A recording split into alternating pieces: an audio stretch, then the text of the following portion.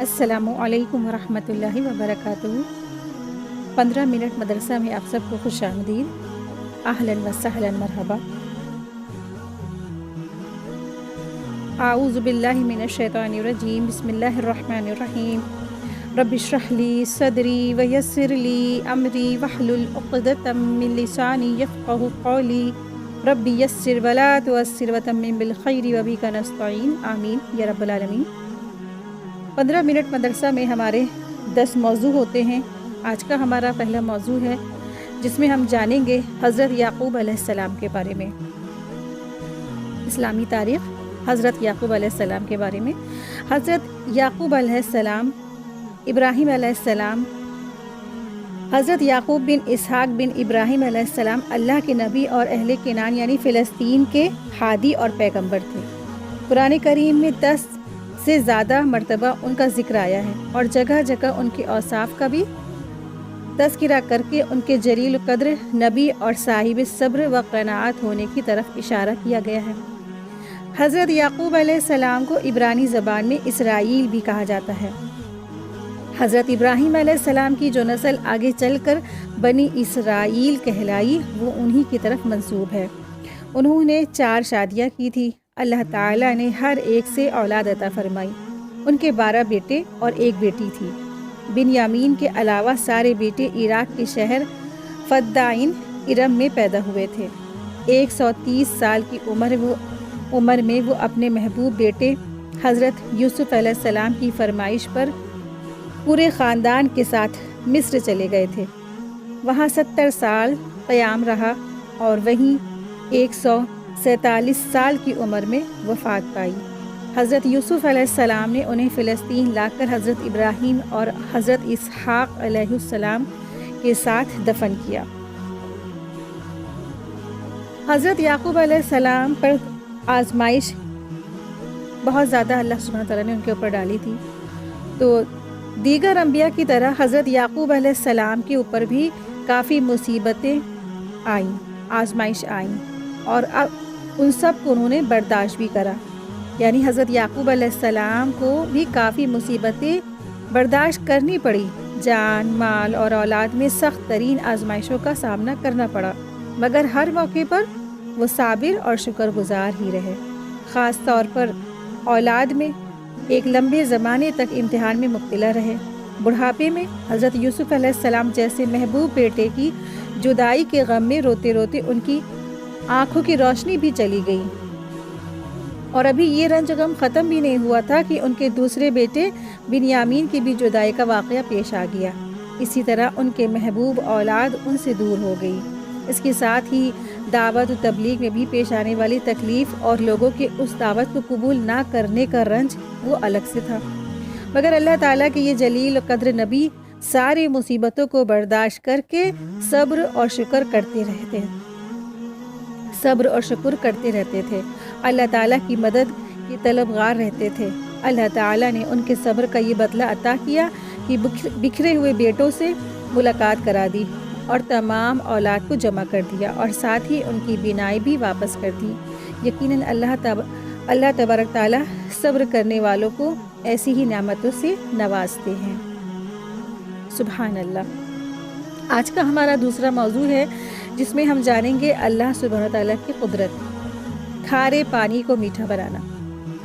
समंदर का जो खारा पानी होता है उसको पीने के काबिल बनाने के लिए अल्लाह तबारक ताला की कुदरत तो देखिए कि वो इस खारे पानी को भाप बनाकर बादलों के ज़रिए उठाता है, फिर इसको मीठा करके बारिश बनाकर बरसा देता है, जिससे इंसान, तमाम जानवर और खेत, बाग वगैरह सब सैराब हो जाते हैं। इसी तरह बादलों के ज़रिए ये खारी पानी को मीठा बनाकर बारिश बरसाना अल्लाह की अजीम कुदरत की निशानी है। आज का हमारा तीसरा मौजू है जिसमें हम जानेंगे एक फ़र्ज़ के बारे में। नमाज गुनाहों को मिटा देती है। बुखारी की हदीस 528 में आता है कि रसूलुल्लाह सल्लल्लाहु अलैहि वसल्लम ने सहाबा से पूछा, अगर किसी के दरवाजे पर एक नहर हो और उसमें वो हर रोज़ 5 बार गुस्ल किया करे تو کیا اس کا کچھ میل کچیل باقی رہ سکتا ہے؟ صحابہ رضی اللہ تعالیٰ عنہ اجمعین نے عرض کیا کہ کچھ بھی میل کچیل باقی نہیں رہے گا۔ تو آپ صلی اللہ علیہ وسلم نے فرمایا یہی حالت ہے کہ 5 وقت کی نمازوں کی بھی، کہ اللہ تعالیٰ اس کے سبب میں گناہوں کو مٹا دیتا ہے۔ آج کا ہمارا چوتھا موضوع ہے جس کے بارے میں ہم جانیں گے کہ ایک سنت کے بارے میں۔ حضرت ابن عباس رضی اللہ عنہ بیان کرتے ہیں کہ رسول اللہ صلی اللہ علیہ وسلم زمین پر بیٹھ کر کھانا کھاتے تھے۔ آج کا ہمارا 5واں موضوع ہے ایک اہم عمل کی فضیلت، قرآن پڑھنا اور اس پر عمل کرنا۔ ابو داؤد کی حدیث 1453 میں آتا ہے کہ رسول اللہ صلی اللہ علیہ وسلم نے فرمایا جس نے قرآن پڑھا اور اس کے حکموں پر عمل کیا تو اس کے ماں باپ کو قیامت کے دن ایسا تاج پہنایا جائے گا جس کی روشنی آفتاب کی روشنی سے بھی زیادہ ہوگی۔ تو تمہارا کیا خیال ہے کہ اس پر عمل کرنے والے کے بارے میں؟ تو یہ ایسے شخص کے بارے میں فضیلت اللہ سبحانہ وتعالیٰ نے بتائی ہے نبی کریم صلی اللہ علیہ وسلم کے ذریعے سے، کہ جو شخص دنیا میں رہ کر کے قرآن کریم پڑھتا تھا، اس کو سمجھتا تھا، اس پہ غور فکر کرتا تھا، اس پہ تدبر کرتا تھا، تو ایسے شخص کے بارے میں اللہ سبحانہ وتعالیٰ نے فرمایا ہے۔ پھر ایک اور اہم عمل کی فضیلت دیکھ لیتے ہیں کہ غریبوں کے کام میں مدد کرنا۔ رسول اللہ صلی اللہ علیہ وسلم نے فرمایا بیوہ اور مسکین کے کاموں میں جد و جہد کرنے والا اللہ کے راستے میں جہاد کرنے والے کے مانند ہے۔ یہ بھی بخاری کی حدیث 5353 ہے۔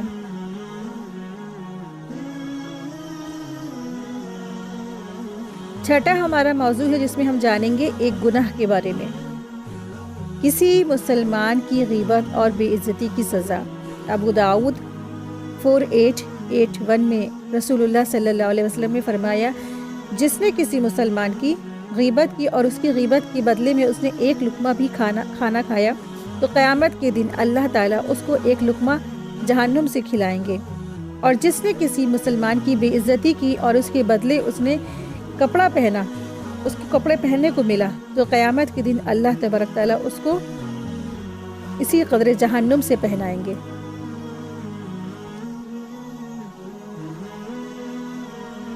ایک اور گناہ کے بارے میں بھی دیکھ لیتے ہیں۔ سورہ بروج میں آیت 10 میں اللہ سبحانہ تعالیٰ فرماتے ہیں کہ جن لوگوں نے مسلمان مرد اور مسلمان عورتوں کو تکلیف پہنچائی تو پھر توبہ کیے بغیر ہی وہ اگر مر گئے تو ان کے لیے جو ٹھکانہ ہے نا وہ سخت ترین دوزخ ہے اور جلنے کا عذاب ہے ان کے لیے۔ تو جو بھی مرد اور عورتیں کسی کی غیبت کر کے، کسی کو زبان سے تکلیف دے کر ایسے الفاظ کہتے ہیں تو پھر کیا ہوگا، ان کا جو ٹھکانہ ہے کہ پھر ہو سکتا ہے وہ جہنم ہو جائے، ہو سکتا ہے ان کو توبہ کی بھی توفیق نہیں ملے۔ تو کیا کرنا ہے، کبھی بھی کسی کے بارے میں کوئی غیبت نہ کرے، کسی کو کوئی بھی طعنہ تشنی نہ دے، کبھی کسی کو کوئی برے بات سے، برے لقب سے، بری بات سے بھی نہ پکارے، نہ کہیں، کیونکہ کیا ہے یہ دراصل سخت ترین عذاب ہے۔ یہ سورہ بروج میں اللہ سبحانہ وتعالیٰ نے وعید نازل فرمائی ہے کہ کسی بھی مسلمان مرد اور عورتوں کو تکلیف نہیں دینا ہے۔ تو کوئی بھی ہو، مسلمان مرد یا عورت، کوئی بھی اللہ کا جو بندہ ہے، چاہے کوئی بھی وہ انسان ہو، چاہے غیر مسلم ہی کیوں نہ ہو۔ آج ہمارا کیا رویہ ہے کہ ہر ایک کو انسان نہ بھلا برا کہہ دیتا ہے، پرائم منسٹر ہو یا منسٹر، ان کو تک کی بھی لوگ بھلا برا کہتے رہتے نا۔ کبھی بھی کسی کو برا بھلا مت کہیں، کیونکہ بے فائدہ ان کی غیبتیں ہوتی ہیں اور پھر کیا ہوتا ہے، پھر نیکیاں ٹرانسفر ہونے کا بھی ڈر رہتا ہے نا۔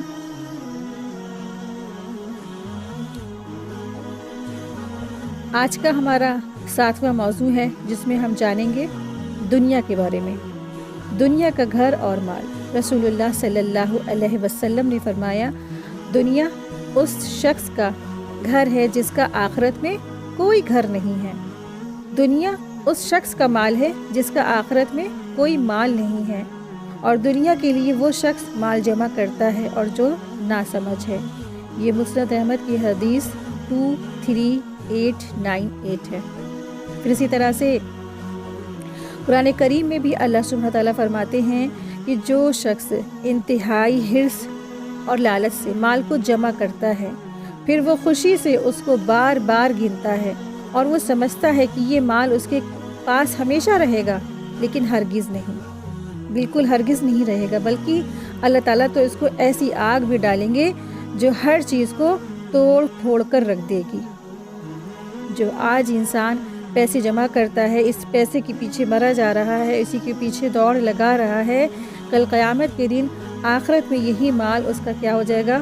اس کو لے ڈوبنے والا بن جائے گا۔ سورہ ہمزہ کی یہ آیت تھی، اسی کی ترجمہ آیت 234 تھی۔